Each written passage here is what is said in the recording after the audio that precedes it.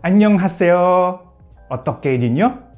Welcome back to Best Indotech YouTube channel bersama gue, Daniel Nida. Kali ini gue akan share full review Samsung Galaxy A72 setelah jadi daily driver gue selama 1 minggu. So, buat kalian yang lagi pertimbangin untuk beli HP ini atau kepo aja soal HP-nya, boleh banget buat ikutin videonya sampai selesai. Oke, ini dia full review Samsung Galaxy A72. Let's go!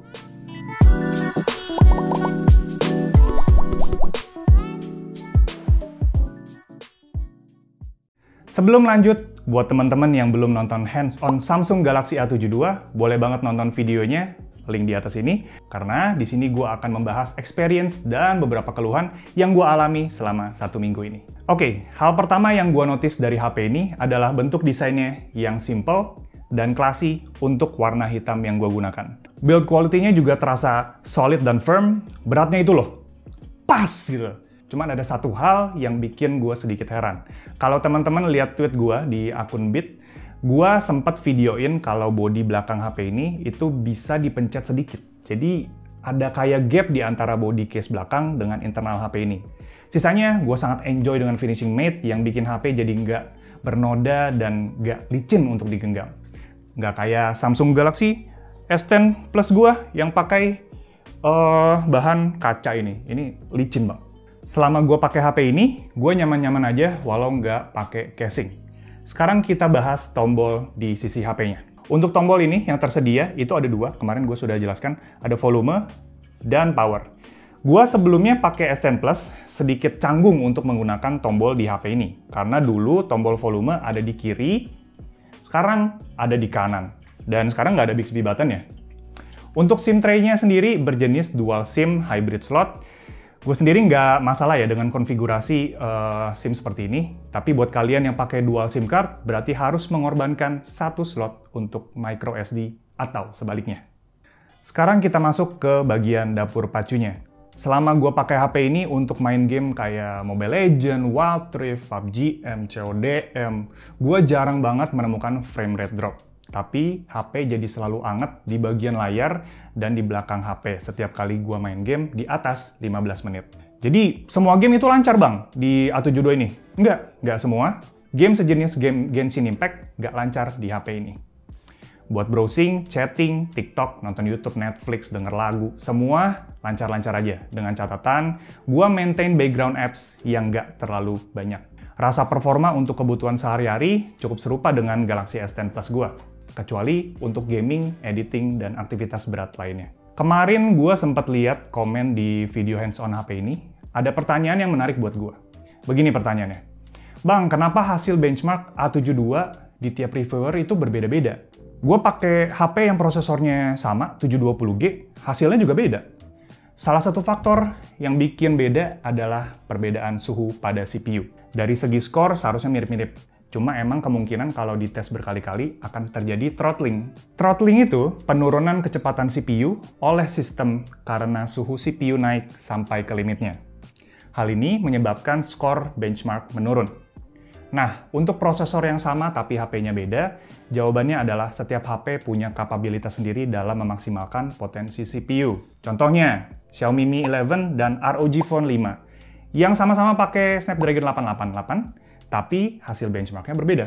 Kenapa? Salah satu alasannya adalah yang satu lebih baik dalam mengontrol suhu CPU. Jadi prosesor dapat memproses data secara maksimal tanpa harus membatasi kemampuannya. Sekarang untuk baterai, dengan kapasitas 5000 mAh, bisa gue gunakan dari full charge hingga baterai sisa 20%-an, kurang lebih dalam waktu 12 jam. Dan ini gue pakai dengan screen on time selama 6 jam.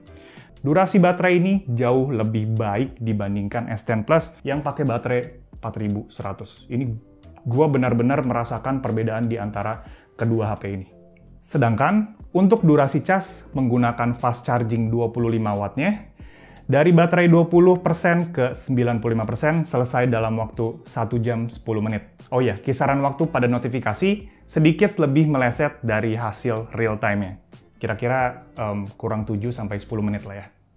Next, gua mau bahas layarnya. Dari kualitas warna, kecerahan, dan detail di A72 ini, gua nggak ada keluhan. Yang jadi perhatian gue selama ini adalah fitur blue light filternya.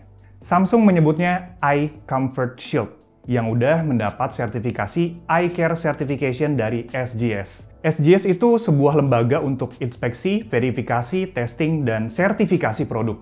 Jadi fitur blue light filter yang ada di HP ini itu sudah teruji dan terbukti mengurangi sinar berbahaya untuk mata saat kalian gunakan di lingkungan gelap. Gue sering pakai HP ini malam-malam pas mau tidur gitu ya. Gue pakai fitur Eye Comfort Shield dengan brightness layar yang paling kecil, hasilnya mata gue nggak cepet lelah. Yang jadi masalah buat layarnya adalah fitur on-screen fingerprint. HP ini menggunakan teknologi fingerprint secara optikal yang bekerja dengan cara cahaya LED ditembakkan ke jari. Makanya saat gue menekan on-screen fingerprintnya, ada cahaya terang yang menembak ke area jari dan bikin kalau malam-malam itu silau banget ya di mata.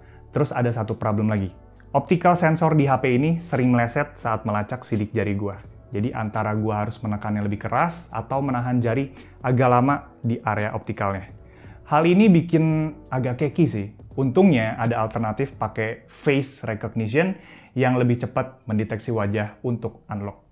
Next, kita masuk ke pembahasan kameranya. Selama gue gunakan kamera utama, ultrawide, telefoto, dan makronya, gue puas dengan hasilnya. Karena Galaxy A72 ini pakai lensa tele yang baru, gue akan bikin sebuah mini game buat kalian dengan bantuan lensa ini.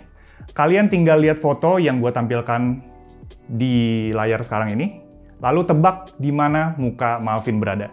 Jawabannya nanti gue tampilkan di slide setelahnya menggunakan lensa tele.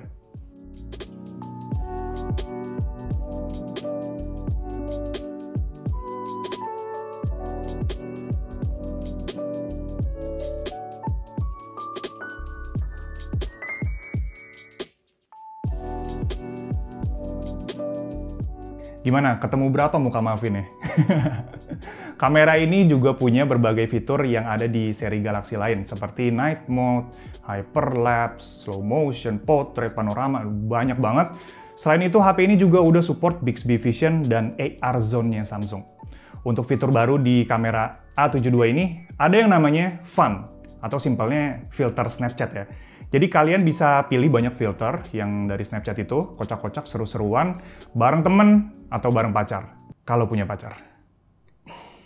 Untuk videonya sendiri, Samsung Galaxy A72 punya OIS atau Optical Image Stabilization di kamera utamanya, serta bisa di-boost lagi stabilisasinya dengan Super Steady atau EIS-nya dari Samsung. Oh iya, OIS dan EIS beda ya teman-teman. Kalau OIS itu Optical Image Stabilization, menggunakan sensor gyro untuk mendeteksi gerakan, lalu data dikirimkan ke microprosesor yang akan mengatur gerakan lensa pada HP. Sedangkan EIS atau Electronic Image Stabilization adalah sistem software HP yang memperbaiki gerakan dalam video. Satu lagi, saat merekam video, kalian nggak bisa mengubah kamera dari belakang ke depan saat merecord, tapi ini masalah software yang bisa diperbaiki lewat update dari Samsung. Sekarang kita masuk ke segmen audio stereo speaker-nya yang jadi salah satu fitur andalan dari Galaxy A72. Menurut gue, setelah ngetes HP-nya dengan volume 50% ke bawah, kualitas suara cukup clear, tapi yang mengganggu buat gue adalah treble-nya. Buat gue sendiri, suara ces-ces gitu ya, yang keluar dari stereo speaker-nya ini terlalu berlebihan. Apalagi kalau volumenya dinaikin di atas 50%. Untuk volume tertingginya, HP ini bisa bikin gua conge di ruangan tertutup. Kenceng banget coy! Tapi, ada tapinya nih. Saat gua nyalain fitur Dolby Atmos-nya, soundstage speaker ini terasa jauh lebih luas. Vokal dan detailnya juga lebih terdengar. Cara buat nyalain Dolby Atmos-nya bisa diatur lewat setting, dari audio quality and effect, atau bisa juga diatur lewat notifikasinya.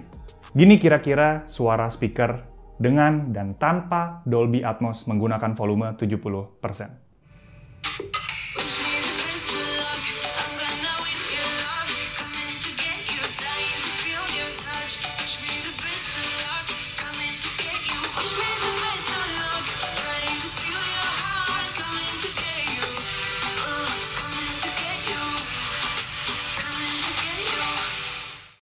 Terakhir adalah fitur IP67 Water and Dust Resistance yang ada di HP ini. Gue udah uji ketahanannya melebihi rekomendasi yang sudah diperingati oleh Samsung. Gue beranggapan jika HP ini terkena air dengan high water pressure, lalu apa yang akan terjadi? Ini dia jawabannya.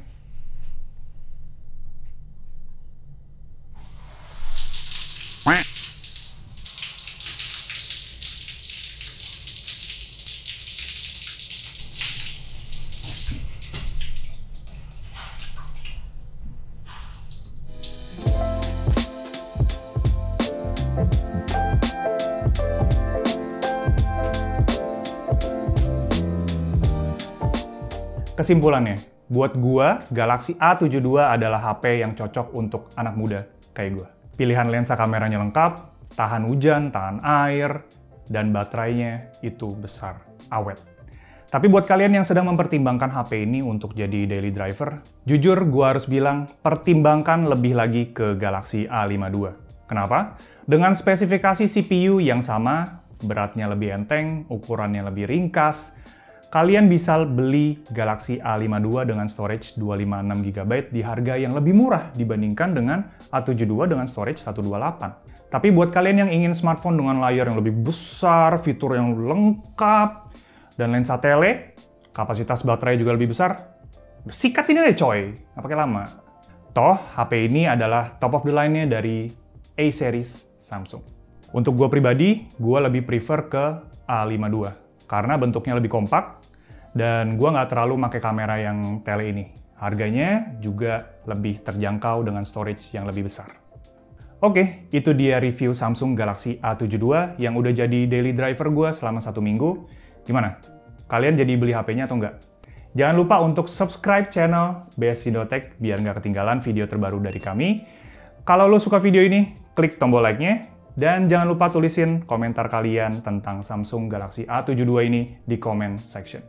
Thank you guys, kita ketemu di video selanjutnya. Annyeong, igaseo.